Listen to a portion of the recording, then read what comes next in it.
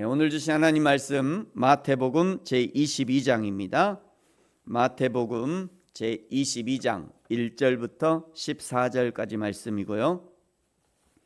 지금 읽는 것은 1절부터 4절까지 마태복음 22장 1절부터 4절까지 우리 한 목소리로 같이 천천히 읽겠습니다. 시작. 예수께서 다시 비유로 대답하여 이르시되 천국은 마치 자기 아들을 위하여 혼인잔치를 베푼 어떤 임금과 같으니 그 종들을 보내어 그 청한 사람들을 혼인잔치에 오라 하였더니 오기를 싫어하거늘 다시 다른 종들을 보내며 이르되 청한 사람들에게 이르기를 내가 오찬을 준비하되 나의 소와 살진 짐승을 잡고 모든 것을 갖추었으니 혼인잔치에 오소서 하라 하였더니. 아멘. 오늘 1절에 예수께서 다시 비유로 대답하십니다. 대답하셨다는 것은 그 전에 어떤 질문이 있었다는 것인데 어떤 질문에 대한 대답이냐? 21장 23절에 보시면요, 대제사장과 백성의 장로들이 성전에서 가르치시는 예수님께 내가 무슨 권위로 성전에서 가르치냐? 누가 성전에서 가르치라고 허락해 줬냐? 라는 질문을 했는데 그 질문에 대해서 계속해서 지금 대답하고 계시는 겁니다. 21장 24절에 예수께서 대답하시되 27절에 또 예수께서 대답하시되 33절에 또 다른 비유를 들으라 하시면서 포도원 농부 비유를 말씀하셨고 42절에 예수께서 이르시되 하시면서 건축자의 버린 돌 비유를 말씀하셨고, 이 대답을 듣고 대제사장과 백성의 장로들이 예수님을 잡으려 했지만 백성들이 있어서 잡지 못했죠. 계속해서 예수님의 권세가 어디로부터 부여된 것인가에 대한 대답으로 다시 예수님이 비유로 대답하시는 겁니다. 이번에는 다시 혼인잔치의 비유로 대답을 하시는 것이죠. 2절에 어떤 임금이 아들을 위하여 혼인잔치를 준비하고 이미 청한 사람들, 이미 오겠다고 대답한 사람들, 그 사람들에게 이제 준비가 되었으니 오라고 기별을 넣습니다. 그런데 3절에 손님들이 오기를 싫어했다라고 말씀하죠. 이스라엘의 혼인잔치는 먼저 1차로 손님들에게 기별을 넣어서 잔치에 참여할 것인가 안 할 것인가를 먼저 묻고, 참여한다고 대답한 사람들에게 참여하는 손님의 그 숫자에 맞춰서 음식을 준비하고 준비가 다 되면 드디어 잔치를 열게 되는 거죠. 그러니까 우리나라처럼 길 가는 손님도 들러서 그냥 축하해주고 음식 먹고 가고, 거지들도 와서 그냥 거지들도 들어오면 한 상 차려주고, 그런 문화가 아니었던 거예요. 뿐만 아니라 처음에 참여한다고 했다가 실제로 본 잔치에 참여하지 못하는 것도 아주 큰 신뢰에 해당하는 것이었습니다. 그런데 오늘 말씀은 처음에는 참여한다고 했다가 음식이 다 준비되어서 이제 본 잔치를 하는데 참석을 안 한다는 거예요. 4절에 참석하지 못한다는 손님들에게 다시 다른 종들을 보내서 간곡히 참여를 독려합니다. 그런데 5절에 돌아보지도 않고 한 사람은 밭으로 한 사람은 자기 사업처로 가버리고 남은 종들은 모욕하고 죽이고, 그러자 화가 난 임금이 군대를 보내서 살인한 사람들과 동네를 초토화시켜 버립니다. 그리고 이번에는 어차피 음식은 준비되었으니 길에 나가서 악한 자나 선한 자나 만나는 대로 모두 데려옵니다. 그런데 임금이 그 혼인잔치 자리에 와 보니 거기 예복을 갖춰 입지 않은 사람들이 있었어요. 그러자 그들을 손발을 묶어 바깥 어두운 데 내던지라 명령합니다. 거기서 슬피 울며 이를 갈게 될 것이라 말씀하죠. 그리고 14절에 청함을 받은 자는 많되 택함을 입은 자들이 적다라고 말씀합니다. 혼인잔치는 하나님의 나라 천국 잔치를 상징합니다. 이스라엘 나라 사람들이 처음에 청함을 받은 사람들이죠.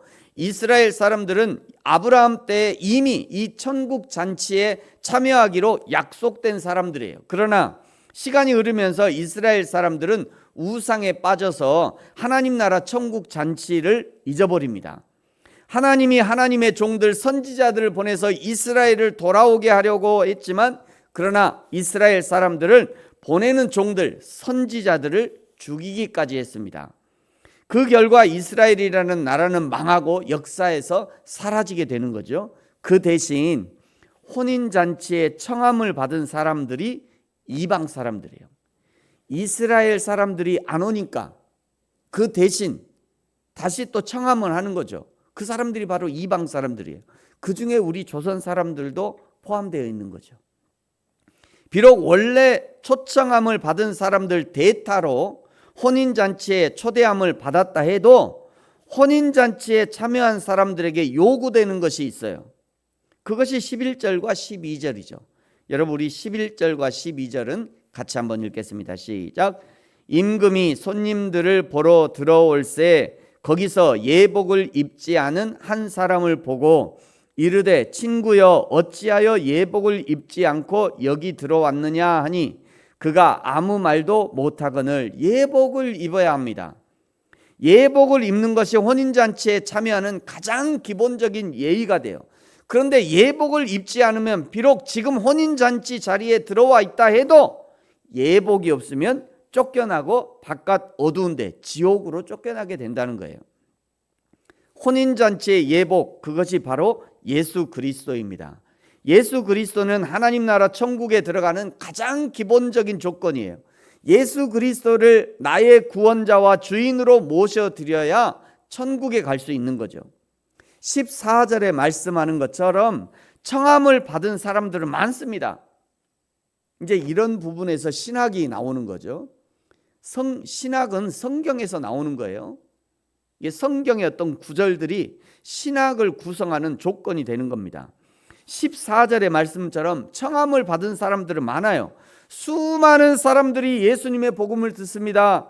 수많은 사람들이 교회를 스쳐가요. 수많은 사람들이 하나님의 일에 헌신하기도 하고 교사로 성가대로 교회의 여러 가지 사역으로 하나님의 청함을 받습니다. 그런데 문제는 택함을 받은 사람은 적대요. 극소수입니다. 택함을 받은 사람은 극소수예요. 청함이 택함까지 연결되어야 하는데 청함만 경험하고 그것이 구원인 양 착각하고 있는 거죠. 여기 택함이란 무엇이냐? 예수 그리스도를 진정한 구세주로 영접하고 진심으로 하나님을 섬기고 온몸과 마음을 다해서 하나님을 섬겨야 합니다. 어떤 비바람이 불고 고난이 다가와도 신앙에 흔들림이 없어야 하는 거죠. 그것이 택함을 입은 증거예요. 증거입니다. 그것이 증거가 되는 거예요. 진심으로 택함을 받은 사람이라면 흔들리지 않을 겁니다. 하나님이 결코 흔들리지 않도록 가만 놔두지 않아요. 피할 길을 내시고요, 피할 바위를 주시고요, 하나님이 택하신 사람은 어떻게든 하나님의 구원으로 인도하시는 거예요. 그 인도하심을 따라가는 자가 바로 택함을 받은 사람인 거죠. 그렇다고 내가 그렇게 해야 택함을 받은 것이 아니라 그렇게 흔들리지 않고 신앙생활을 하는 사람이 택함을 입은 사람이라는 것을 알 수 있는 거죠. 그 증거로 드러나는 거예요. 아, 저 사람을 보니까 저 사람은 참 흔들리지 않는 사람이야. 인생에 수많은 고난, 그렇게 많은 고난이 있었음에도 저 사람은 흔들리지 않아. 이런 사람이 택함을 입은 사람이라고요. 물론 이제 그거는 우리가 하나님의 나라에 가서 이제 하나님의 나라에서 눈 뜰 때 알 거예요. 아이고, 내가 하나님의 나라에 딱 갔는데 하나님이 아이고 어서 와라. 그때 우리가 이제 진짜 구원받은 것을 아는 거예요. 우리는 아직 아무도 몰라요. 아무도 몰라요. 이단에 빠진 사람과 수많은 이단의 유혹이 있었음에도 불구하고 지금도 바르게 하나님을 믿는 사람의 차이가 바로 여기 있는 겁니다. 이단에 빠진 사람과 수많은 이단의 유혹이 있었음에도 거기 빠지지 않고 지금도 여전히 하나님을 신실하게 섬기는 사람들의 구분이 여기 있는 거예요. 그렇게 생각해 보면 지금 이단에 빠졌다 할지라도 하나님의 택함을 받은 사람이라면 반드시 이단적 사상을 분별하고 용기를 내서 이단에서 탈출해서 바른 신앙으로 돌아올 것입니다. 그러므로 어떤 목사님은 이단으로 빠진 사람 걱정하지 말래요. 신처진 간 사람 걱정하지 말래요. 걱정이 되죠. 근데 왜요? 그랬더니 만약에 그 사람이 정말 하나님의 택함을 받은 사람이라면 반드시 돌아올 거다.